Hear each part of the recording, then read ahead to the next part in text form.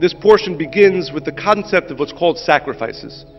If you read the Torah literally, although the Zohar tells us to be very careful in doing that, it's a discussion of the animal sacrifices that began, at least in this reading, during the time of after the construction of the tabernacle and the mizbeach and the altar that was created. But of course, as the Zohar tells us, the concept of sacrifice is not meant to be understood in its literal sense, but there is a deeper, very important spiritual teaching and consciousness that we want to receive from the Shabbat. In explaining the secret of the sacrifices, the Midrash compares it to what we call the binding of Isaac, or the Akedat Yitzchak. When Abraham, again, if you read it literally, took his beloved son Isaac, he bound him, he tied him up, and he put him on an altar. We know what happens next is that the Creator tells him, don't do any harm to Isaac, rather there's a ram that I wish for you to sacrifice. What was going on then? And we shared this once, but it's a very, very important understanding. We all have blessings. Physical blessings, spiritual blessings. We have family, bli anara, we have sustenance. But the reality is that too often we don't have the ability to either hold on truly to our blessings and also make them grow. Why is it that so often, sharing this with somebody that, actually Monica often says this, when you have teenagers, right? But Blana, we have the blessing to have teenagers and also a baby. So you go back to the baby and say, oh, this is why we had them. And then you go to the challenges of the teenagers and you understand the cycle that goes on. But the reality is that most people at the moment of birth, for instance, they feel a tremendous amount of appreciation, love. Sometimes, often, that begins to fade. And even if you love your child at the age of 30, it's probably not in the same level of appreciation and love that you had in the first moment. Why is that? That even on the most basic levels, our most important blessings, our connection to them, our appreciation for them, our ability to make them grow, they diminish. So the Kabbalists say something very important. An individual who is connected to his or her blessings from a place of what we call the desire to receive for the self alone, from a place of selfishness, then that connection cannot really grow. That blessing cannot really achieve its ultimate state of perfection for the individual.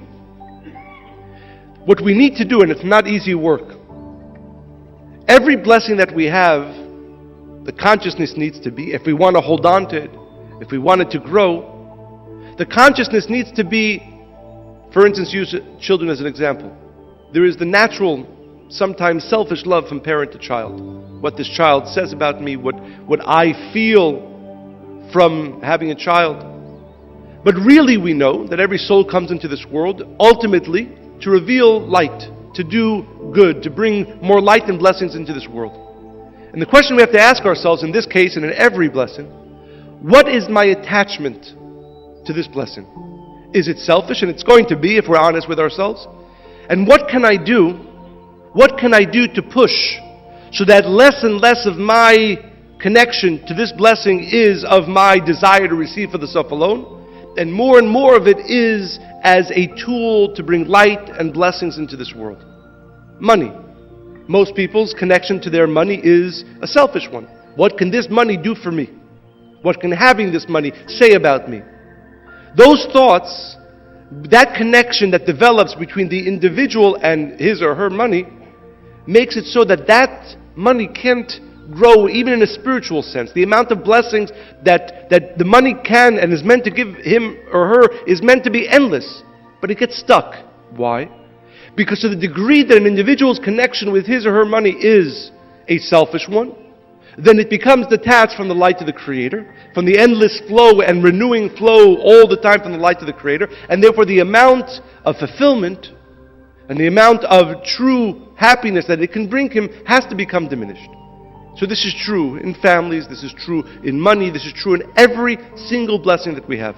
A person has wisdom, has intelligence. If he or she views that intelligence as what makes them better in an ego way, then their connection to their wisdom has to diminish. It cannot grow. But what is beautiful is the fact that each one of these blessings, every single blessing that we have, is meant to be constantly growing. Naturally, if you find the way to connect your blessing, your children, your money, your wisdom to the light of the Creator, then it's always going to be flowing. It's always going to be awakened with greater light and with greater blessing and with greater fulfillment. But that's not the natural state that we are created with. Again, as we said, whether it's with our children or whether it's with our money, for the most part we have we'll call it a selfish or a desire to receive for the self alone connection. And therefore it diminishes. And therefore it cannot be renewed with excitement all the time. This brings us back to the secret of the binding of Isaac. What is the consciousness work? Because we know whether it physically happened or didn't happen is not the point. The point is, what is the secret? What is the consciousness work that Abraham and Isaac were going through? Abraham, it says, Kach na et bincha et yechidcha, take your beloved son. He had, Abraham, being as spiritual as he was, still had that innate, natural, we'll call it selfish, connection to his amazing son that he loved, Isaac. But he knew that if it stayed there, if his connection to his son was only as it relates to him, then that connection will have to end. And that connection will have to become diminished. And their love ultimately will have to wane, has to become small. So therefore the work that he did, Abraham, is, I love my son because he makes me happy. I love my son because he's handsome. I love my son because he's wise. But I want to push all of that aside. I know that Isaac came into this world to bring the light of the Creator into this world. I'm not sure exactly how, but if you ask me, Abraham, and Abraham had to come truly to the state, we said, I come to a state where I don't care anymore how great he makes me personally feel. What I care about, my number one priority in my relationship with my son, is the light and goodness that he's going to bring into this world. When it says that Isaac had to Abraham bound Isaac, it means that he removed all selfish attachment that he had to his son and created a new connection with him, which was based on what his son, in this case Isaac, can bring to this world.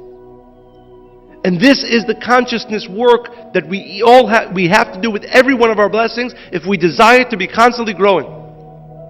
And therefore the Midrash says, what's the secret of the sacrifice? Why suddenly in the desert the Creator came to the Israelites and He said, take your animals, take all kinds of property and burn it? What was He trying to teach them? What is the consciousness work? This is it. And I would like to read these words because they're beautiful, written by one of the Kabbalists. Be'et hakravat hakorban. If somebody just brought a sacrifice because he had excess animals, it did nothing. The physical action of the sacrifice was not the purpose. But if the individual comes, and what is the consciousness? I'm taking this one animal, but really what I'm doing is I am saying I desire for my relationship, my connection, my attachment to my money, to my belongings to be uppermost, most important, my number one priority with them is the light that they can bring into this world. I am willing to depart, to remove all connection, selfish connection that I have to my belongings, and only be attached to them into the degree that they can bring light and blessings into this world. And that's the priority. It does not mean, to be clear, that one is not meant to enjoy. Of course we are. But that can't be the priority. That can't be the main reason. So when an individual brings the sacrifice, what he's saying, and this has to be real consciousness work, I am giving away this part of my belongings, but for what purpose? To awaken within me the clarity that with everything else that I have, I don't want to have a relationship to them that is based on only what they can give me. That's way down the line in my priority. My real priority, with the money that I have, with the belongings that I have, is what light it can bring into the world, what goodness it can bring into the world for others. And then later down, number 2, 3, maybe 4, 5 on the list of what it can do for me is also, yes, I will enjoy them. But that's not the priority. That's not the main reason that I want to have them in my life. This is the work. And what happens then is you attach all of your blessings back to the Creator. And they're constantly flowing, and they're constantly energized, and they're constantly fulfilling. And then even you can enjoy them in a way you can never enjoy them before. That's the secret of the sacrifice. And as he says, Be'et hakorban he'id halahadam.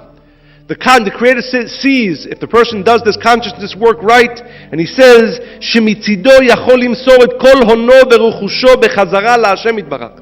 The individual says, I don't want any of these blessings to be mine. I want them to be of the light of the Creator, and I know therefore that their purpose in this world, foremost, is to bring light and blessings to do the Creator's work. If a person has that consciousness, then איך שהאדם רואה שחפץ בעבודתו, ממילא צריך להישאר אצלו, כדי שיוכל לעבוד עוד. Then if a person has this consciousness, then he attaches all of his belongings, all of his physical belongings, all of his or her blessings to the light of the Creator. And then they can be constantly fulfilling, they can be constantly filled with the light of the Creator. This is the first awakening of consciousness, the first gift on the Shabbat. And we have to ask ourselves this question. The blessings that we have, be they family, be they money, be they wisdom, be they belongings, what is most important to us about them? And you have to be honest. Because the reality is that for most of us, most of the blessings, our number one priority with them is what they can give to us. And as the Rabbah often says, it's not right or wrong, it's just that consciousness and that type of connection will limit the amount of fulfillment, the amount of light, and the amount of blessings that they can give us. The secret of the sacrifice is the individual saying, I desire that everything that I have, if it's my children, if it's my money, if it's my belongings, if it's my wisdom, the most important thing to me about them is what they can do for the world, is what light they can bring into this world. And because Abraham came to that state of relationship with his son Isaac, their relationship lasted forever. Because if an individual brought the sacrifice with his consciousness, their money, their belongings stayed with them and gave them endless blessings. And this is the understanding for us. To shift our relationship, to shift our connection, our attachment to our blessings. Not because it's right or wrong, but because we want them to be constantly connected to the light of the Creator, and therefore constantly renewed, and therefore constantly flowing. And the only way to do that is if our consciousness is clear. The number one priority that I have in relation to my children, to my belongings, to my wisdom is only one. What it can do for the world. Yes, I will also enjoy them, but that's number 2 and 3 and 4. And if we are able to come to that type of relationship with what we have, with the blessings that exist, they are connected always to the light of the Creator, and they're ever flowing with light, with blessings, and with fulfillment.